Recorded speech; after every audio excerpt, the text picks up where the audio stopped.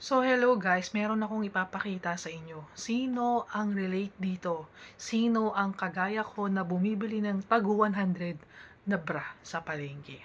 So ngayon, ipapakita ko yung different niya dito sa tag 100 and dito sa may bra na Avon na binili ko last 3 months ago na hindi ko pa siya naisusuot. Yung dalawa pa lang ang naisusuot ko.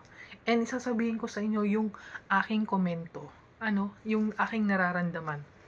Dito muna tayo sa taga 100. Itong taga 100 na ito, pag naisuot mo ng 2 beses, 3 beses, 4 na beses, magkukulawlaw na ito. Magkukulawlaw na siya. Tapos, feeling mo sobrang laki ng iyong hinaharap. Tapos, habang naglalakad ka, umuuga na parang wala kang suot na ganito.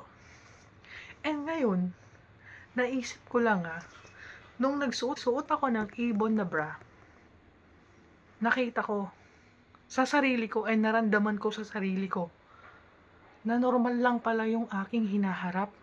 Hindi pala siya malaki and hindi rin siya mayugyog. Pag naglalakad ako, hindi siya mayugyog. So, kung sino man ang bumibili nito, itigil nyo na ang pagbili kasi hindi siya maganda. Bumili na lang kayo ng Avon na bra. Kasi, napakaganda ng Avon. At hindi pa malaki yung hinaharap nyo. Kasi pag ito, para kang may 10 anak. Totoo yun. Para kang may 10 anak. Ang laki na ang baba. Diyos ko, hiyang-hiya ako. Hiyang-hiya ako na habang naglalakad ako, umuyugyog. Bakit ganun? Parang wala akong suot na ganito. Yun pala. Dahil lang pala sa bra na taga 100. Mas maganda pala tong Avon.